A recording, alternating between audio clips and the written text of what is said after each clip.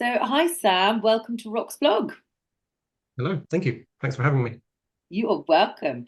So, we're here today to talk about your mockumentary.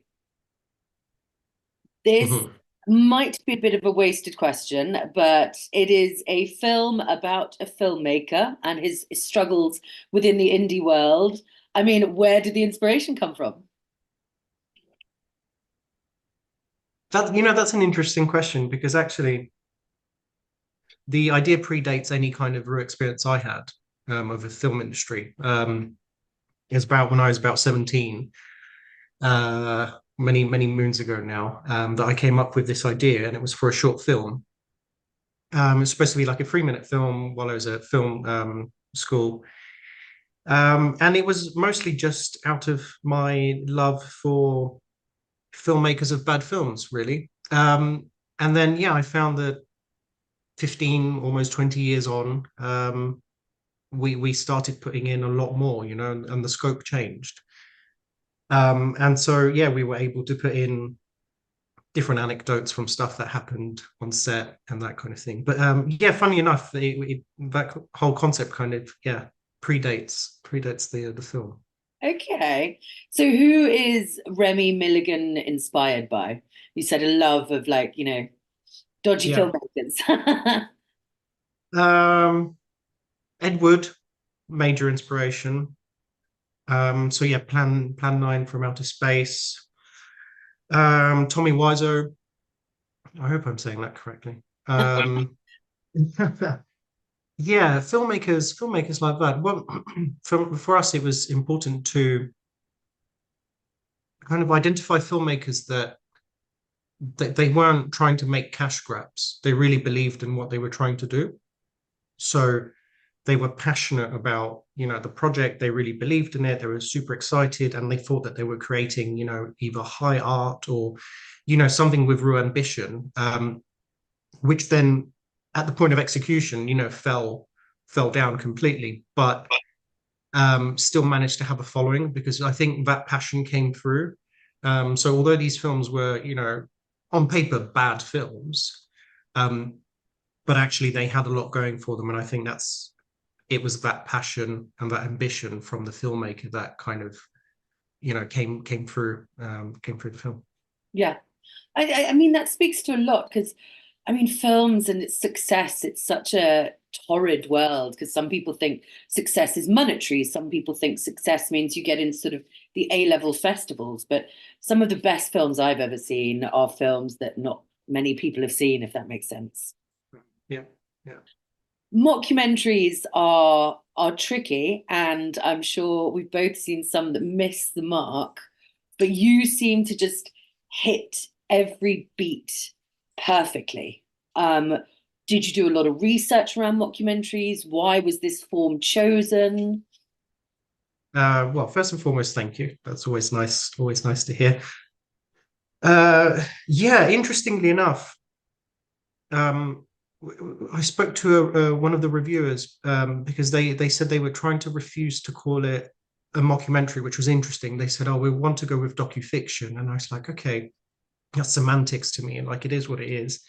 But yeah, no. To answer your question, we wanted to do something that wasn't self-aware. So what we noticed is that in the last, I don't know if it's since Spinal Tap really, but maybe in the last 20 years, there was huge flood of mockumentaries. And again, looking at, that time when I first came up with the concept for this film, around that time we had, for example, The Office.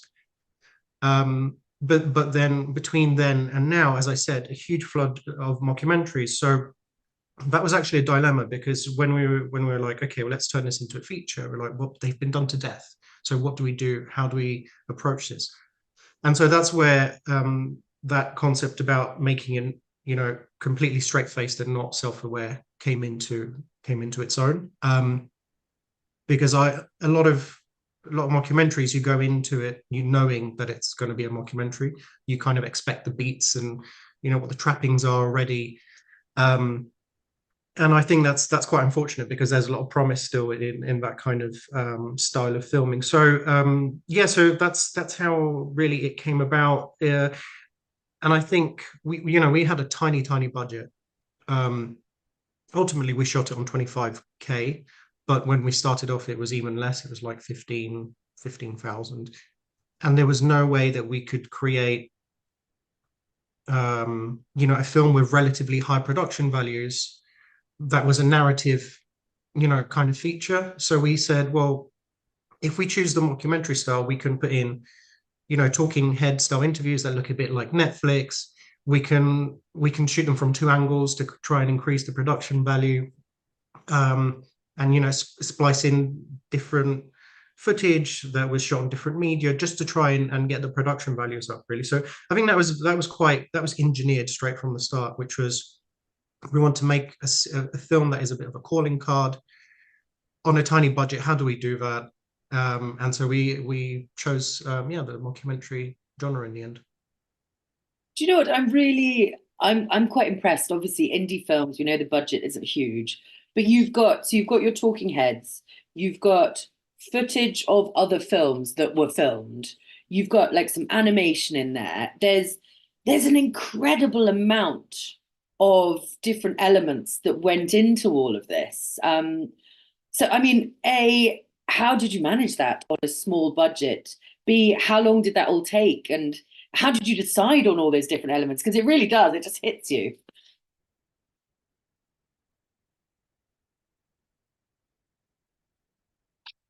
I've I'm lost you. muted.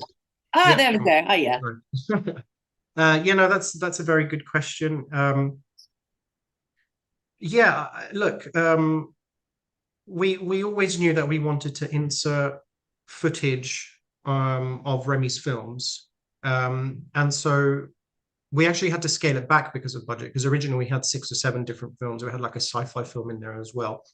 So I think to answer your question quickly in terms of how did we do it on that small budget? I had to wear many hats, which I think is quite standard for indie filmmakers now, right? But apart from writing and directing, I had to produce. I had to make some of the props myself. So the Satsuman suit that you see in the film, I had to make that myself. I edited. So the actual films in the film were edited by me. So I had to take on that role as well. And obviously, that reduces the costs a lot, because I still wanted to pay my crew. So, I paid everyone. Look, I didn't pay them a lot of money, unfortunately, but everyone was paid, and fed on set and everything. That's an important, So that was really important. Sorry? that's an important part. Feed your crew. Yeah, exactly. No, exactly. It was really important. So I didn't want to neglect any of that. So I was left with, a small sum. So that was the main thing, really. I had to wear many hats to get this off the ground. It was interesting because we shot actually all these films on different media as well. So, Killer Pencil, for example, was shot on VHS. Yeah. Greek Connection was shot on a mini DV camera. And so we looked at the media of that time and we thought, what would have Remi used? And we kind of went along with that, really. So. And so how long did everything take? So obviously, the conception of it was a long time ago, but once you decided you were going to make this film. I would say on and off, it took about 2.5 years. We were rocked by COVID, obviously. Brexit, because we've got an international cast and crew, so a lot of people had to leave, go back to their home countries to try and figure things out. So that had a huge impact. We were also raising money as we were going along. So, at some point we just didn't have the money. So we're like, okay, we can't shoot. So we shot it in kind of blocks or phases, as I called it. In total, it was 27 shooting days or shoot days. But yeah, spread out across those 2.5 years. So yeah, started shooting in November 2020 and finished in May 2022. Yeah, so quite And then, long we period. sort of mentioned all the different elements and the shooting formats. How did you approach the edit? Was that a beast? Yes. Yes. Yeah.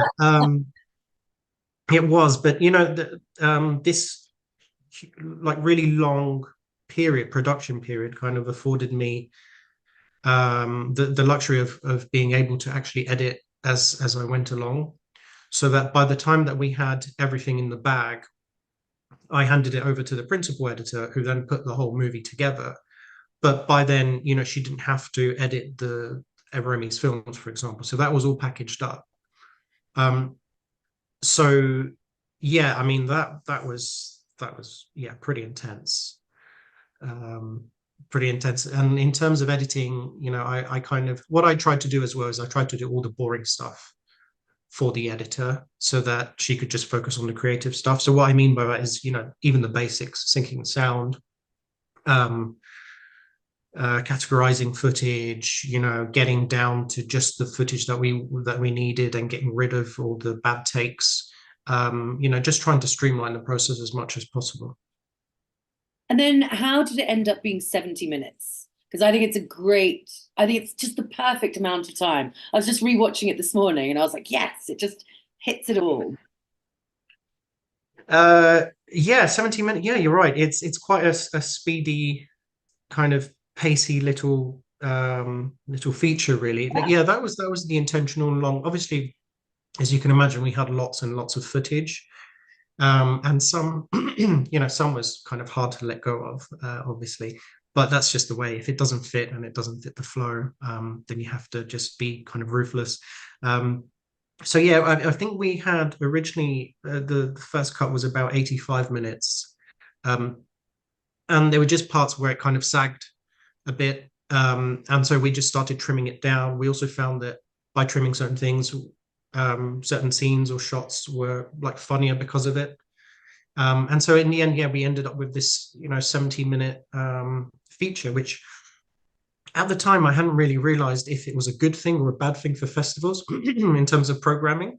Because I know that's a thing, right? Especially with Yeah. shorts, a short can be maybe a bit too long, and with features as well can be a bit problematic when it comes to length. So, um, but yeah, that wasn't really playing on our minds when we finished the film. We just wanted a film that was well paced, didn't sag, kept people's attention throughout. Yeah. I mean, I think I often find that sort of questions of length in festivals contentious, especially with shorts. Different festivals have different rules, different awards have different rules. I think, if it's a good film, it's a good film, regardless of length, regardless of, it's all about the journey, isn't it? Um, the writing is brilliant and it's very precise, and there are loads of different lines. I think the one this morning that I love the most is talking about the copyright. And, one of the interviews, he's like, well, he probably just didn't get done for it because not enough people watched his films. And it's just, it was sort of a little throwaway comment. And, when you find yourself laughing out loud, was everything really tightly scripted? Wow, great question. So I looked at this film in kind of layers, right? So we had Remi's films, the behind the scenes of those films, and then the documentary part. So mainly the talking heads and some of the other bits. Remi's films were tightly scripted, so we knew everything that we wanted straight from the start. The BTS was still scripted, but we added actual anecdotes from our own BTS and let that feed into Remi's BTS. So there was a foundation there, but we kind of added to it as we went along. With regards to the talking heads, it was an interesting process because I didn't want there to be a script that then it was obvious that the actors had, read from or memorized. So what we did instead was I created full character treatments. They were like 40, 50 pages long, full backstory of each character, handed it to the actors well ahead of time. Um, and then I showed them the questions I would be asking them. And then I said, look, these are some of the points that we need to hit. Everything else is up to you. So I wouldn't say it was improv because obviously they did work on it, but yeah, that's how we approached those character treatments. Sorry, the dialogue. Yeah. Um, So yeah, a hybrid of things. I had the fortune of I had great actors on, you know, who I handpicked right for each role and spent a lot of time. So that was great because, you know, that you're then you can rely on them to come up with a lot of the good stuff. Yeah. I mean, the actors as well, to talk about that. So Remy himself is brilliant. I think he just looks like what everyone would imagine an indie filmmaker to look like. But so how hard was it to bring in, so you said you had an international cast, you're shooting over 28 days. It's a bit of a logistical nightmare in itself. Yeah, well, it's funny you mentioned Remy. I couldn't actually find the right actor for Remy right until the end. He was the last character I casted, and I looked through 200 different profiles. We had auditions and self tapes, and Reza was actually the very last person I came across. Yeah, so that was interesting. Yeah, navigating that whole process was, you know, we had very little control over it. So, as you said, across those 28 days, across that two year period, COVID, Brexit, um, we basically we had to work out a lot of the schedules around the cast, and figure out, you know, kind of figure out when people would be in the country and when we were able to shoot and not be in lockdown. So yeah, it was very kind of reactive, to be honest. We knew what the blocks that we wanted to shoot and what we wanted to shoot at that time, but sometimes we didn't have all the people that, you know. And with regards to crew, we did. I mean, I don't know if you've seen in the credits, but like we've have like 5 sound people credited there because of that reason. Sometimes people just weren't available because of lockdown or whatever, and we use different crew. So, and that's fine. Obviously, when it comes to cast, it's not that straightforward. You can't just replace people and get people to sit in.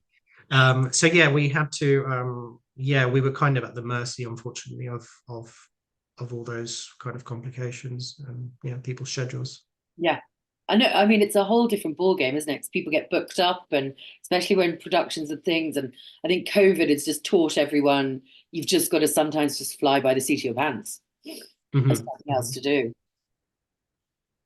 You've got lots of sort of little gems, little Easter eggs throughout that sort of talk to cinema, a love of cinema, a knowledge of cinema.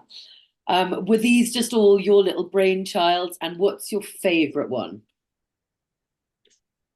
Ooh.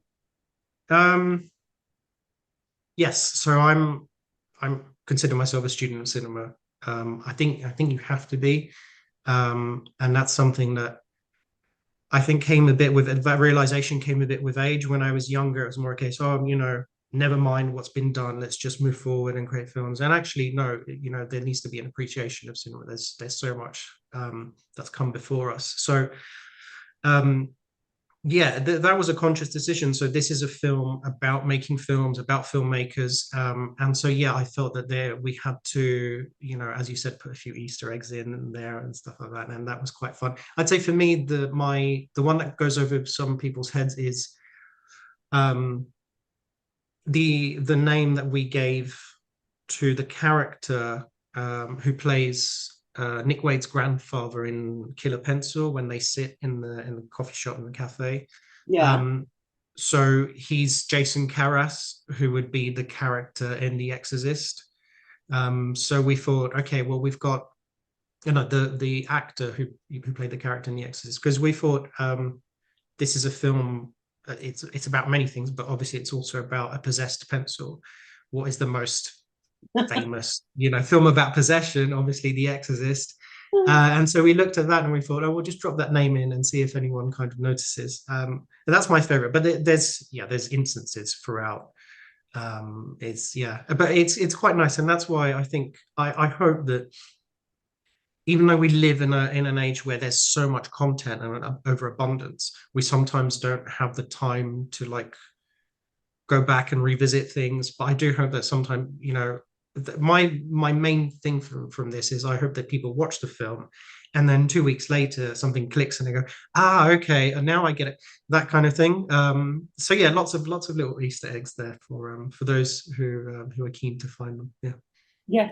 No, and those, I think those are the best kind of films. A, the ones that stick with you and you're still thinking about, and also ones that, I don't know, you might be doing something else or watching something else. And as you said, something connects and then you remember that. And that's always, it's always such a joy. So you are going to be screening at Hastings Rocks, which is upcoming. Have you been out and about with the film yet? Has your festival just started? Have you watched it with an audience yet? That's always one of my favorite things.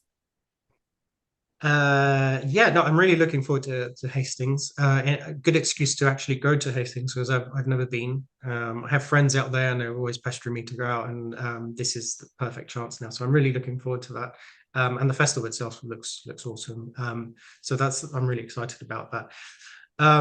Yeah, we're about 5 months into the festival run now, which started back in October. So yeah, 5 6 months.